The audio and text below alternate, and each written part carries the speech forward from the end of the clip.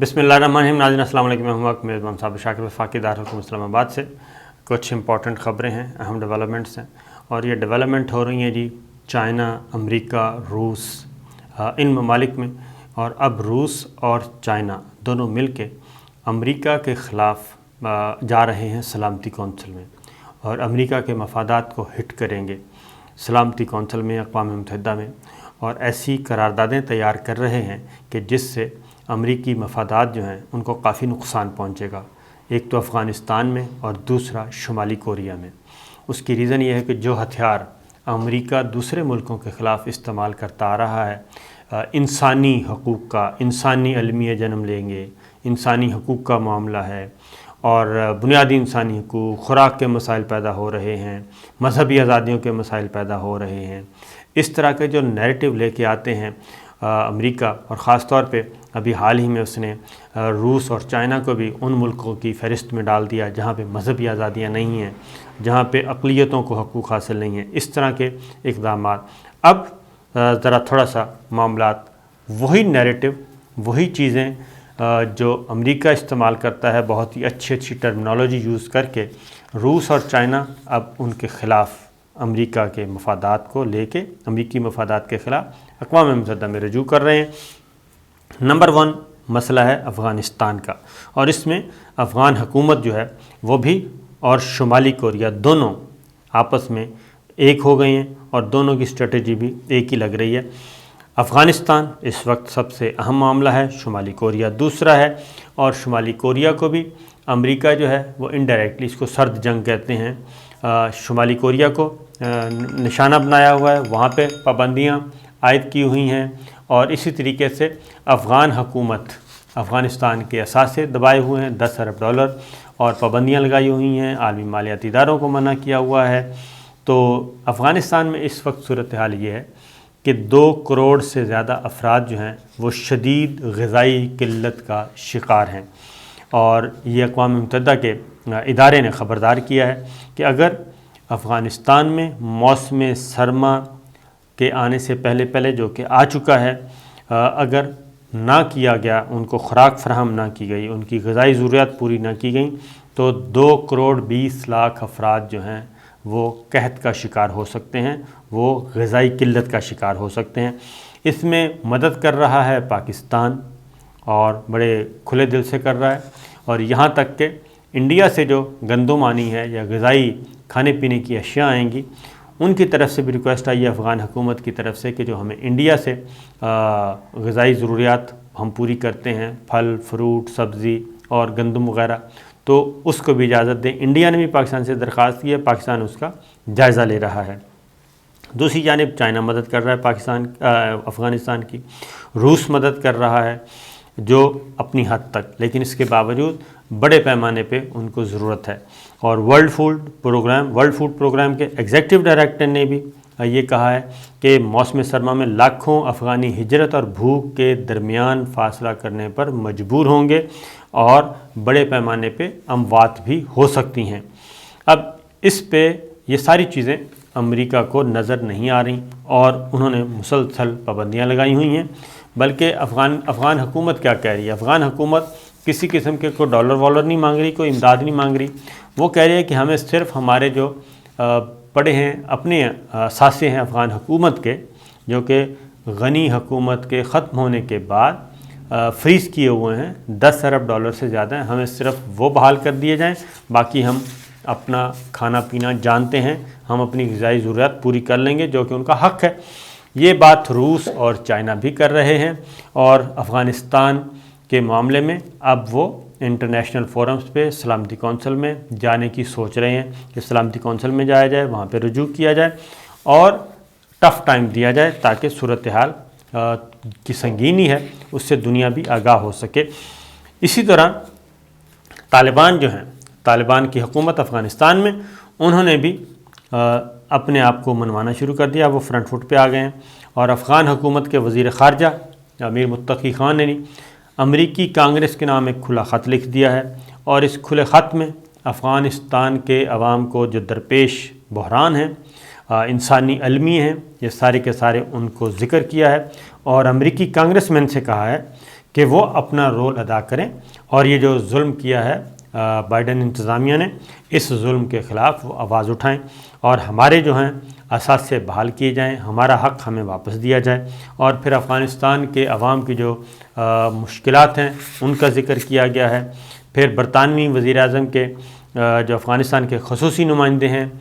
ان کو بھی بتایا گیا جب وہ ملنے آئے تھے سائمن امیر خان متقی سے۔ تو اگر پھر اس کے بعد طالبان حکومت نے، افغان حکومت نے یہ بھی کہا ہے کہ اگر ہمارے ساتھ ہمیں ہمارا حق نہ دیا گیا تو پھر معاملات خراب ہو سکتے ہیں اور صورتحال سنگین ہو سکتی ہے۔ اگست میں یہ قائم ہوئی تھی افغانستان میں نئی حکومت، اور چھٹی ہو گئی تھی آپ کے کیا کہنا چاہیے اشرف غنی حکومت کی، اور اس کے بعد یہ سارا بتایا، اور جو اثاثے منجمد کیے ہیں جی کابل میں مغرب کی حمایت یافتہ حکومت کے 8.5 بلین کی امداد سالانہ بنیاد پہ فوج اور سویلین مد میں دی جاتی تھی، یہ سارا ذکر کیا ہے۔ اور لیکن کہنے کا ہے مقصد یہ ہے کہ افغان حکومت جو ہے اب وہ رجوع کر رہی ہے، اور اب اس کا پروگرام ہے کہ وہ اقوام متحدہ کو اور دیگر جو فورم ہیں وہاں پہ رجوع کیا جائے گا تاکہ صورتحال کی سنگینی بتائی جا سکے۔ اس کے بعد ایک اور کام کیا ہے۔ اب امریکہ کیا کر رہا ہے؟ امریکہ دباؤ میں لانے کی کوشش کر رہا ہے اور افغان حکومت کو ابھی تک اس میں کامیاب نہیں ہو، سفارت خانہ اپنا کھولنے کی ہمت نہیں کر رہا، جسارت نہیں کر رہا، اور جو اب نیا سوچا ہے انہوں نے پلان، وہ یہ کہ قطر میں جو قطر میں جو امریکی سفارت خانہ ہے وہ افغانستان میں امریکی مفادات کا تحفظ کرے گا دوحہ میں، اور اس کا اعلان امریکی وزیر خارجہ نے کیا، اور انہوں نے کہا جی کہ جو وہیں پہ جو سفارت خانہ ہے دوحہ میں امریکہ کا، وہیں پہ ونڈو قائم کیا جائے گا، افغانستان کا سفارت خانہ بھی وہیں پہ کام کرے گا افغانستان کے لیے بھی، اور وہیں پہ ایڈجسٹ کیا جائے گا۔ اور جبکہ اب قطر جو ہے وہ بھی اور دیگر ممالک بھی امریکہ سے کہہ رہے ہیں کہ جناب اگر معاملات کو آگے بڑھانا ہے تو پھر ان کے ساتھ معاملات طے کرنے پڑیں گے۔ اب ایک اور چیز بھی آپ کو بتا دوں، دوسرا ہے شمالی کوریا۔ شمالی کوریا میں جی آپ کو پتہ ہے کہ پابندیاں عائد کی گئی ہیں، اور اس کی وجہ بھی یہی ہے کہ وہ امریکہ کا مخالف ملک ہے، اور اس کے علاوہ کوئی وجہ نہیں ہے۔ تو شمالی کوریا سے پابندیوں کے خاتمے کے لیے چین اور روس اقوام متحدہ کی سلامتی کونسل میں جا رہے ہیں اور ایک ریزولوشن تیار کر رہے ہیں، اور اس کا بنیادی مقصد ہوگا کہ شمالی کوریا کے شہریوں کے کام کرنے اور اپنی آمدنی وطن بھیجنے، سمندری خوراک اور ٹیکسٹائل مصنوعات کی برآمد اور جو ریفائنڈ پیٹرولیم کی درآمدیں ہیں ان میں سے پابندیاں ہٹائی جائیں، اور اس پہ رائٹرز اور ایسوسیٹڈ پریس نے بھی الگ الگ اس قرارداد کا مسودہ جو ہے وہ حاصل کر لیا ہے، قرارداد تیار ہے، اور اس میں 15 رکنی سلامتی کونسل سے کہا گیا ہے کہ شمالی کوریا کے شہریوں کی حالت بہتر بنانے کی غرض سے یہ پابندیاں ہٹا لی جائیں، اور یہ پابندیاں بنیادی انسانی حقوق کے خلاف ہیں۔ یہ 2006 میں پابندیاں لگائی گئی تھیں جو اس کے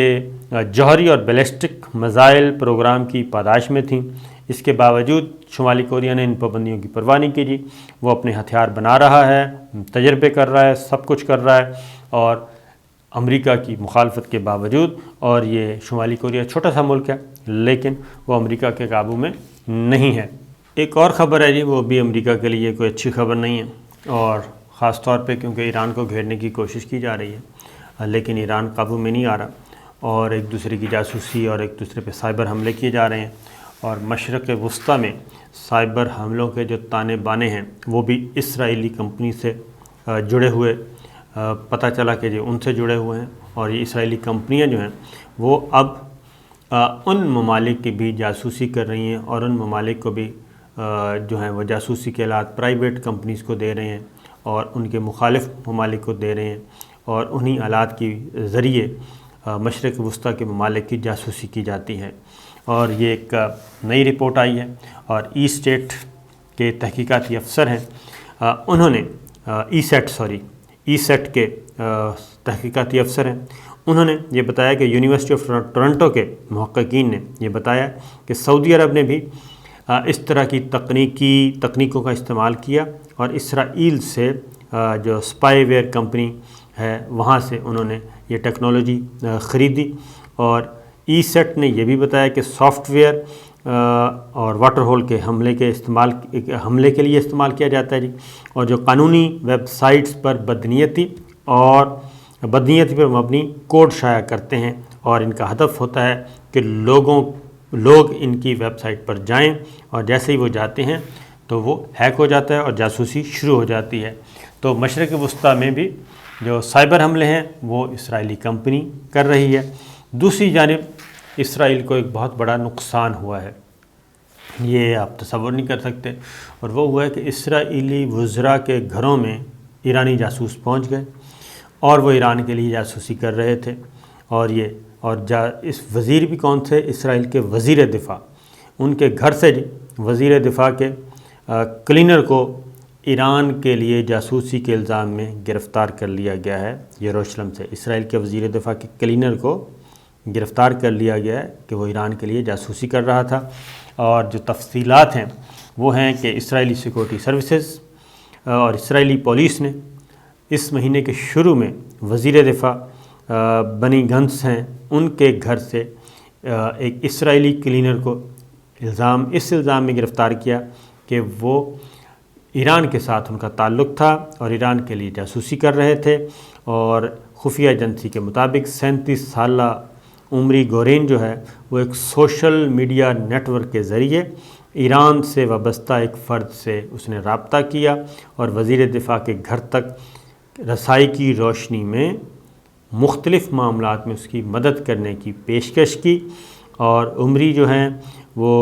جناب 4 نومبر کو وہ گرفتار ہوئے، اور فرد جرم میں یہ بتا دیا گیا ہے کہ اس نے ٹیلی گرام ایپ کے ذریعے اپنی اصل شناخت چھپاتے ہوئے ایرانی ہیکر گروپ بلیک شیڈو سے رابطہ کیا تھا، اور بلیک شیڈو کے آگے خود کو ایک ایسے شخص کے طور پر پیش کیا جو وزیر دفاع کے لیے کام کر رہا تھا اور مختلف طریقوں سے گروپ کی مدد کر سکتا ہے۔ فرد جرم عائد کر دی گئی ہے، جاسوس پکڑے گئے ہیں، اور وزیر دفاع کے کمپیوٹر پر جو انسٹال کرنے کی ایک ایپ انسٹال کرنے کی بھی پیشکش کی اور پیسے بھی مانگے، اور یہ سب کچھ تصاویر بھی ان کو بھیجی گئیں، اور یہ بلیک شیڈو کو وزیر دفاع کے کمپیوٹر، ایک ڈیسک، ایک فون، ایک ٹیبلٹ، ایک سیف، ایک کاغذات کے ٹکڑے کرنے والی مشین، آئی پی ایڈریس ظاہر کرنے والے سٹکر اور خاندان کے نجی بل کی تصاویر بھی فراہم کیں۔ ساری چیزیں ایران کو پہنچ رہی تھیں اور یہ جاسوس پہنچا رہا تھا، اور گرفتار شخص کے جو وکیل ہیں اٹارنی گیل وولف، اس نے کہا ہے کہ یہ معاشی پریشانی کی وجہ سے کیا، اور انہوں نے اعتراف بھی کر لیا۔ تو اس سے آپ اندازہ کر سکتے ہیں کہ خفیہ ایجنسی موساد جو ہے وہ بھی جو ہے اتنی نہیں ہے کہ اسرائیل میں آپ کچھ کر ہی نہیں سکتے۔ تو ایران کے جاسوس اسرائیل کے وزیر دفاع کے گھر میں موجود تھے، اور یہ تو ایک پکڑا گیا ہے اور باقی پتہ نہیں کون کہاں پہ پہنچا ہوگا۔ تو یہ کافی بڑا دھچکا ہے، اور کیونکہ پچھلے دنوں چل رہا تھا اسرائیل اور ایران کا کافی پھڈا چل رہا ہے، اور ایک طرف مذاکرات ہو رہے ہیں امریکہ، دوسری طرف اسرائیل کہہ رہا ہے کہ ہم اس کو نہیں مانیں گے، ہم ایران کے ساتھ اپنا حساب برابر کریں گے۔ تو یہ تھی اب تک کی خبریں، اجازت دیجیے، اللہ حافظ۔